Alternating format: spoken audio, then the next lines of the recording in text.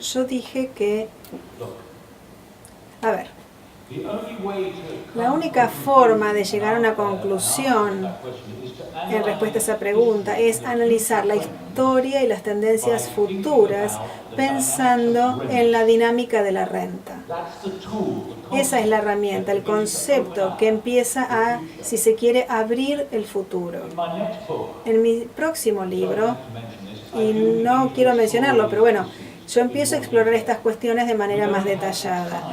No tenemos tiempo para responder a Fernando plenamente en su interrogante, pero la Primera Guerra Mundial no iba a pasar y hubo uno que mató a un archiduque y se desencadenó la guerra. Fue tan sencillo como eso. Pero no fue una bala la que mató a un hombre la que generó la Primera Guerra Mundial. Ese fue el gatillo, el evento desencadenante que provocó lo que iba a suceder de todas maneras. Entonces, si mi análisis es correcto, va a pasar de todas maneras. No importa cuál sea la bala, cuál sea la pistola o quién la dispare. Podría ser Corea del Norte, podría ser uno de los países de Medio Oriente con un cohete que termina aterrizando en Londres o en Washington, en el lugar equivocado. No importa. Lo importante es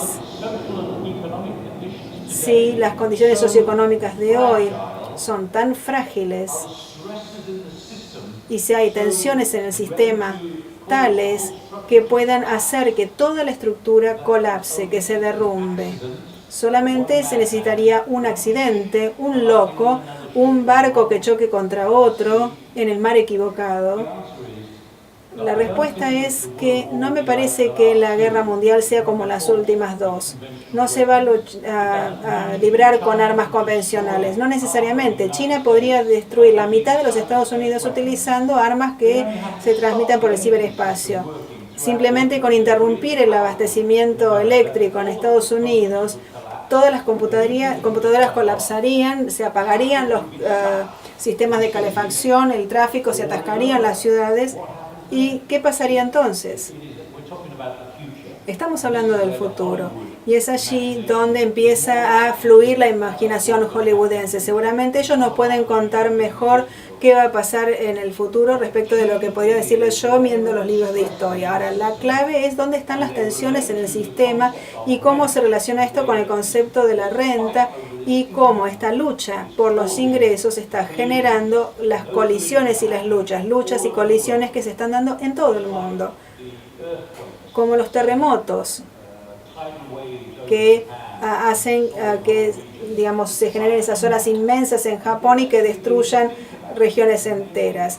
Esto es en lo que tenemos que pensar y lograr un fundamento creíble. Tenemos que poder hacernos responsables si hablamos de estas cuestiones. De lo contrario, simplemente uno será tratado como un idiota, como un lunático. Alguien tiene que empezar a pensar al respecto, porque si no va a ser demasiado tarde cuando ya estemos demasiado avanzados. Hay demasiados desempleados en Grecia, en España. ¿Por qué no hacemos que se incorporen al ejército? ¿Por qué no hacemos que construyan buques navales? Hacen falta buques navales en las Malvinas. ¿Por qué no incorporarlos a la Armada? ¿Por qué no empezar a hacer ese tipo de cosas?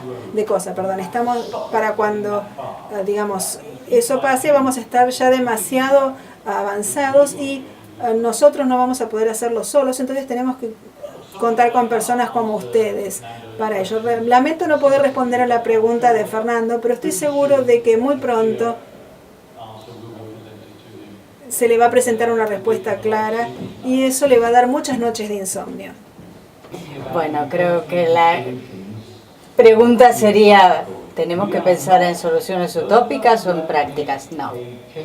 Quienes abogan un cambio en el sistema tributario no son utópicos.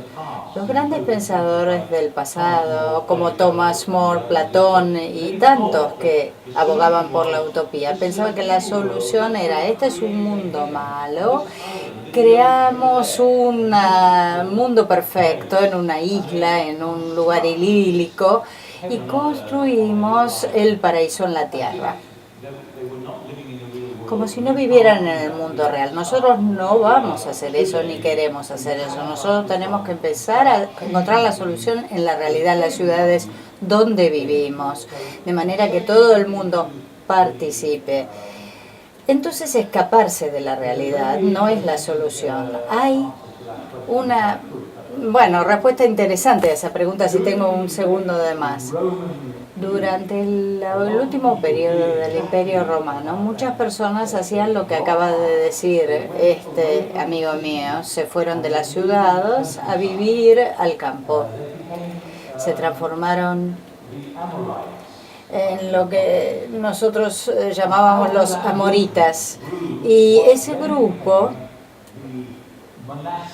luego dio origen a la vida monástica, vale decir, quienes vivían alejados en zonas desérticas sirviendo a la gente. Entonces caía el Imperio Romano y con esa misma civilización que caía estaban el germen y semillas de la posterior vida monástica en la Primera Edad Media, porque ya pensaban en términos de filosofía, creaban comunidades, servían al prójimo, en lugar de escaparse a una irrealidad, creando el paraíso en la tierra porque el mundo real estaba en situación de podredumbre. Creaban un mundo nuevo justamente basado en la historia de las guerras. Ninguna guerra de las importantes ha sido semejante a la anterior. Es decir, nosotros no podemos prever cómo podría ser la nueva guerra. Podemos hacer un gran esfuerzo por imaginar una posibilidad. Pero la idea mía es que en realidad no vale la pena gastar tanta energía en ver cómo sería la futura guerra, partiendo de la base que todo indica, como dice Fred Harrison, algo dramáticamente, quizá no sea el año que viene, quizá no sea dentro de 5 años, quizá sea dentro de 20, pero lo que él marcó como jalones parece ser una verdad existente si no corregimos ciertas cosas. Entonces, el asunto apunta más bien a preocuparse cómo podemos corregir lo existente, cómo podemos cambiar la semilla de este jardín que estamos sembrando para que aparezca una vegetación, nuevas plantas. Y enfoquemos directamente nuestra casa de estudios, esta casa de estudios, que en absoluto es diferente a la restante clase de estudio de la Argentina y me atrevería a decir al resto del mundo. Lo digo como profesor de Derecho y curioso en cuestiones económicas. La formación de la inteligencia que se supone debe asesorar a los políticos, que en la democracia, por razones obvias, la categoría de los políticos no es una clase, sino que generalmente es gente relativamente instruida. Entonces lo importante es la enseñanza académica. Pero ¿qué ocurre en este campo? Que se llama el campo de la cultura superior. En el campo de la cultura superior, en esta casa, en la carrera de abogacía, no hay una sola materia, no hay un solo punto de todo el programa básico, superior y de doctorado donde este tema sea tocado. Inclusive el que lo toque aparece como raro. Y yo supongo, por lo que vi en los Estados Unidos y en México, donde he estado, ocurre exactamente lo mismo. Es decir, si alguien quiere pensar en una solución, debe meditar acerca de la educación que nos estamos dando. Es decir, es muy importante, me parece esto, porque yo creo que sí, la fuerza de las cosas lleva a la guerra. ¿Cómo cambiar la situación? Bueno, realmente las experiencias que hemos tenido antes de las guerras y después es el golpe de fuerza, la dictadura, la tiranía, es decir, cosas que realmente se han repetido reiteradamente en la historia del mundo y particularmente en el siglo XX. El siglo XX es una mesa servida de todos los sistemas autoritarios posibles a imaginar para solucionar el problema y no ha funcionado. Y es cierto lo que dice Fred Harrison.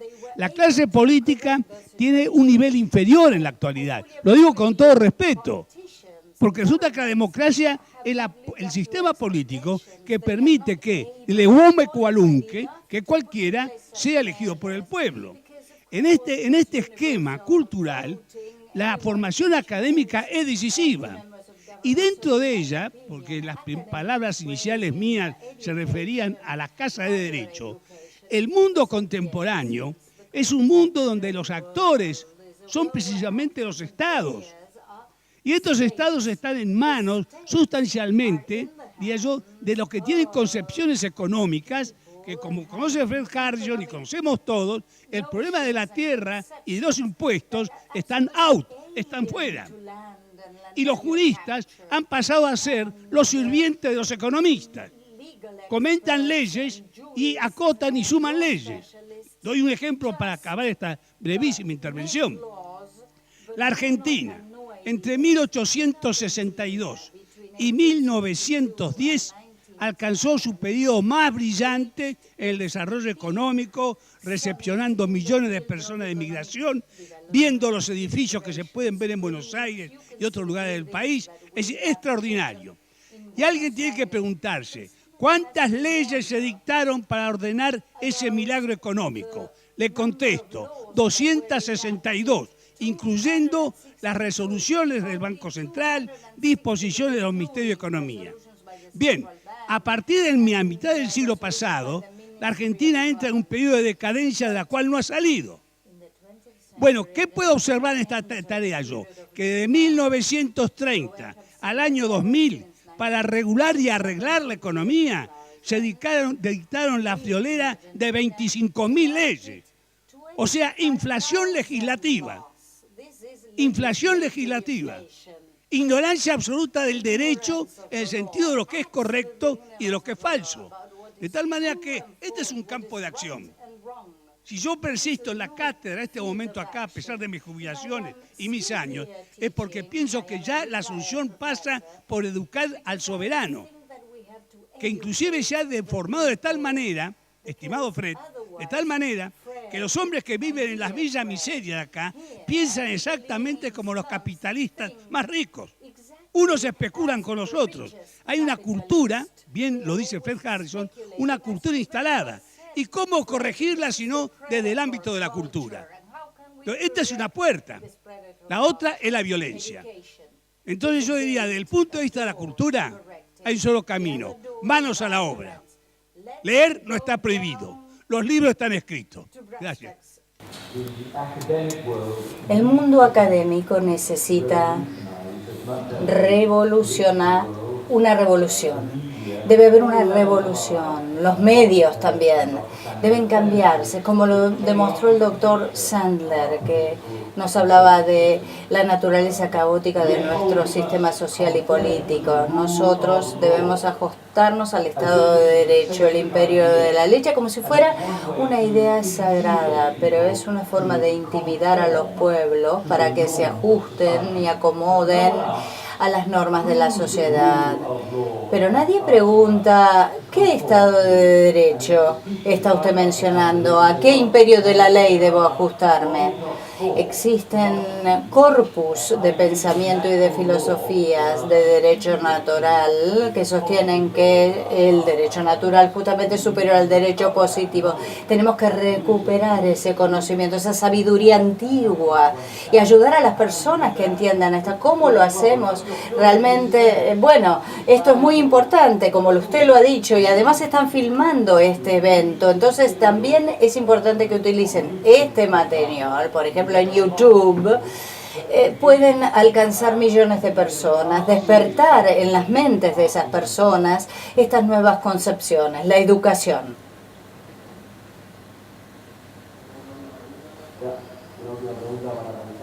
One last question.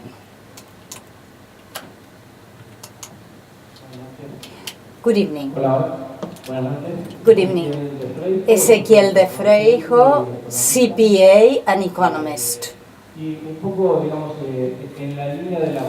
In line with the foregoing question, culture, education is important, and ethics is of the essence. Ethics in government officials and politicians. My question is the following: which is the role of religion in order to change and modify attitudes, the attitudes that you have just mentioned before that are weakening the capitalist system, greed? Do you have any experience in this field?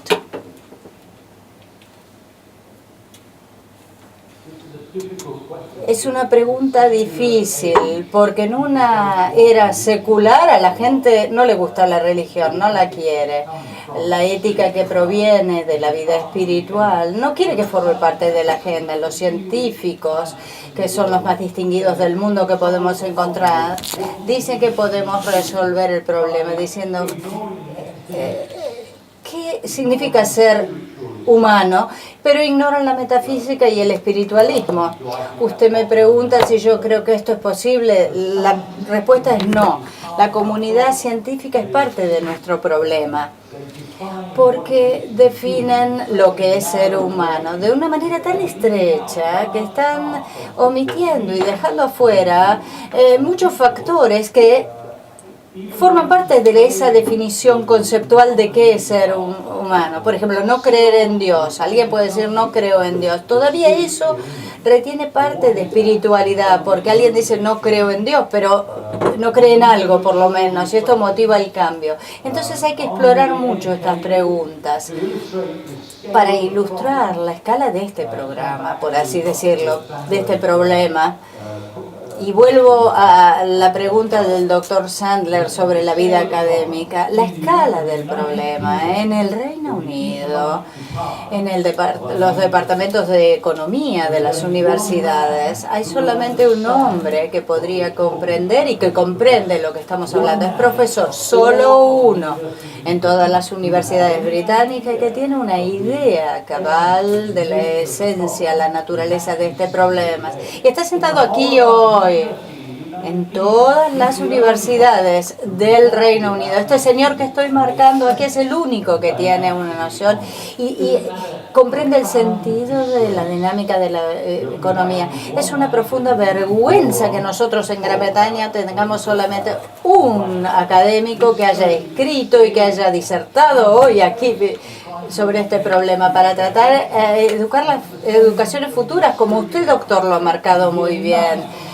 No escuchamos nada de los líderes religiosos tampoco. El Levítico, capítulo 25, que sostenga que debemos compartir la tierra, que tenemos que cancelar las deudas, que devolver a la tierra a las personas que la han perdido. Está en la Biblia. Y ni siquiera esto se enseña a nivel de líderes espirituales. Tenemos que desarrollar la ética de manera que pueda dar forma a la economía. Hoy en día todo es una gran confusión y por eso yo soy tan pesimista.